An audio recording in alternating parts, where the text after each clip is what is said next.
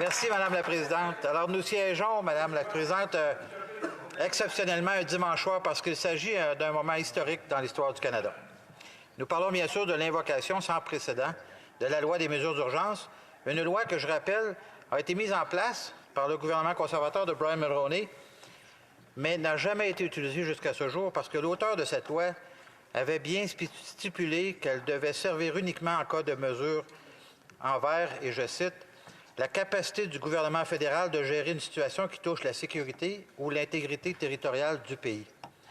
Il existe 4 situations d'urgence pour lesquelles la loi sur les mesures d'urgence peut être utilisée. Un sinistre, un état d'urgence, une crise internationale ou un état de guerre. Le gouvernement Mulroney a justement adopté la nouvelle loi dans les années 80 parce qu'elle a cru pertinent de limiter non seulement les pouvoirs de son propre gouvernement, mais aussi de tout gouvernement futur, afin de veiller à ce qu'il n'y ait pas de dérapage quant aux libertés individuelles, qui seraient potentiellement brimées par l'ancienne loi des mesures de guerre. On parle bien de celle qui fut fameusement invoquée par Pierre-Éliott Trudeau lors d'un coup de théâtre en 1970, un événement qui fait encore jaser encore après 50 ans. Des balises claires ont été établies pour justifier le recours à l'état d'urgence et, à notre avis, le gouvernement libéral n'atteint pas les critères énumérés par la loi. Et c'est pour cette raison que nous exercerons notre droit en tant que parlementaires pour voter contre la ratification de cette proclamation décrétée la semaine dernière par le gouvernement. Bien sûr, on pouvait s'y attendre. Le gouvernement a sorti l'argument que c'était le convoi des camionneurs à Ottawa qui leur a forcé la main et que le retour aux mesures d'urgence était nécessaire pour les déloger. Permettez-moi d'avoir des doutes, Madame la Présidente. La réalité est que le gouvernement ne sait plus sur quel pied danser. Le 11 février dernier, le premier ministre avait déclaré que les forces de l'ordre, tant provinciales que locales, avaient tous les moyens nécessaires pour répondre à la situation sur la rue Wellington et les rues avoisinantes à Ottawa. Le premier ministre lui-même. Mais 3 jours plus tard, il agit soudainement comme si le feu était pris et en sortant les mesures d'urgence de son arsenal sans trop fournir d'explications. Et vous irez, Madame la Présidente, revoir le Hansard, car nous avons posé toutes les questions la semaine dernière demandant au gouvernement de produire les raisons qui ont motivé sa décision d'évoquer les mesures d'urgence. Le gouvernement a eu 5 jours pour s'expliquer, mais il n'a pas été en mesure de le faire de façon satisfaisante, comme l'a expliqué mon collègue il y a quelques minutes. On peut lire dans le décret que le gouvernement fédéral veut limiter la circulation des Canadiens vers les zones de manifestation. Or, les provinces disposaient et disposent toujours de ce pouvoir, comme on a pu le constater durant la pandémie. Le gouvernement du Québec, juste pour le citer, a même scindé mon comté en 2, Madame la Présidente, au printemps 2020, limitant les gens des MRC de Montmagny-Lillet à traverser au Kamouraska, avec l'aide de la police, bien sûr. Le gouvernement de l'Ontario pouvait à son tour limiter la circulation entre les régions, ce qu'ils ont fait d'ailleurs. Qu'on soit pour ou contre, le fait demeure que les provinces disposaient déjà de ce pouvoir de limiter la circulation pour divers motifs, et les municipalités étant des créatures des provinces, le gouvernement de l'Ontario pouvait exercer ses propres pouvoirs sans que le gouvernement fédéral ait eu recours à la loi des mesures d'urgence. Je rappelle que le premier ministre s'était engagé à ce que la portée des mesures d'urgence soit limitée géographiquement, alors qu'on apprend maintenant qu'elle s'applique à la grandeur du pays, soit 5000 km de long. Le gouvernement évoque également la menace d'interférence politique étrangère pour se donner le droit, dans le décret, de refuser l'accès au pays à tout étranger qui venait au Canada avec l'intention de participer aux manifestations du convoi. Mais encore une fois, Madame la Présidente, le gouvernement a déjà ce pouvoir. Nos frontières ont été fermées aux ressortissants étrangers pendant près de 2 ans, empêchant ceux-ci de venir au Canada pour tout motif jugé non essentiel. Et même avant la pandémie, il incombait toujours aux voyageurs de justifier, en vertu de la loi sur l'immigration, le but de leur voyage, qu'il soit pour les affaires ou la nature touristique. Tout individu non canadien venant au Canada prétendant être ici pour des raisons touristiques peuvent être interrogés par les services frontaliers pour confirmer la véracité de leurs intentions. Et s'il est déterminé que le but du voyage n'est pas ce qu'ils affirment, le voyageur peut être reviré de bord automatiquement ou de la frontière terrestre ou détenu jusqu'il embarque dans un vol à destination de son pays d'origine.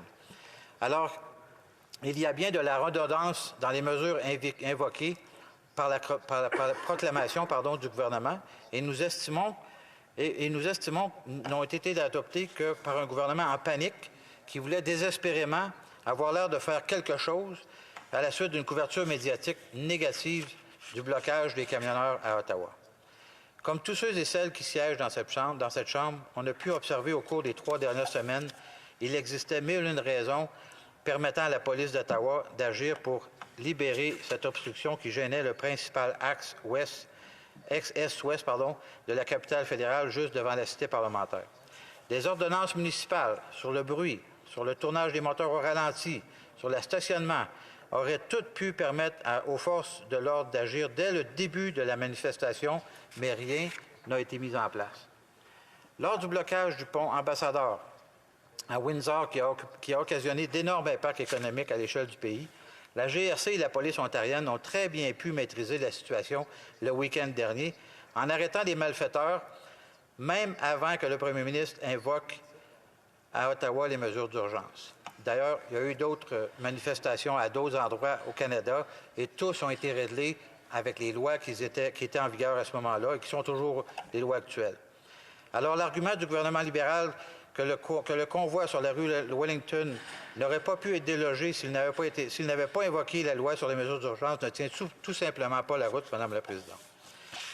Fait à l'appui, pratiquement tous les manifestants arrêtés à Ottawa depuis vendredi font actuellement face à des accusations de méfaits ou d'avoir conseillé à d'autres de commettre des méfaits, 2 infractions que nous retrouverons déjà dans notre code criminel depuis des années. À ma connaissance, aucun parmi les centaines d'individus arrêtés n'ont été accusés d'avoir enfreint la loi sur les mesures d'urgence. Alors, pour résumer, le gouvernement a utilisé un canon pour tuer une mouche. Bien que je ne veux pas nécessairement diminuer ce qui s'est passé à Ottawa, bien au contraire, parce que l'impact sur les résidents a été affreux, on en convient tous. En tant que conservateurs, nous avons de vives inquiétudes quant aux précédents créés par le gouvernement en adoptant certaines mesures coercitives et que nous n'avons tout simplement pas l'habitude de voir dans une société libre et démocratique. Une d'entre elles est l'ordonnance aux personnes désignées de fournir des services essentiels comme le remorquage. À ma connaissance, les seuls qui peuvent être contraints de fournir quoi que ce soit sont les Forces armées canadiennes sous peine de désertion. Certains autres professionnels, comme les médecins par ailleurs, ont possiblement des règles de conduite à suivre également, mais tout au long de la pandémie, on n'a jamais vu un gouvernement fédéral invoquer un état d'urgence ou une loi d'urgence pour inciter le personnel à faire des heures supplémentaires par ailleurs. Avec la loi sur les mesures d'urgence, qui sait si le gouvernement fédéral trouvera pertinent d'ordonner tout Canadien à l'avenir de fournir des services contre son gré. Les libéraux peuvent bien dire que ces mesures sont temporaires, mais une fois le dentifrice sorti du tube, il est très difficile de le remettre dedans. Nous avons également des inquiétudes quant au pouvoir discrétionnaire que s'est donné le gouvernement du Canada à bloquer ou saisir les comptes bancaires et les cartes de crédit d'individus ayant appuyé la manifestation au cours des dernières semaines. Il se peut que certains organisateurs du convoi aient enfreint les lois canadiennes et devront répondre de leurs actes devant la justice. C'est tout à fait correct.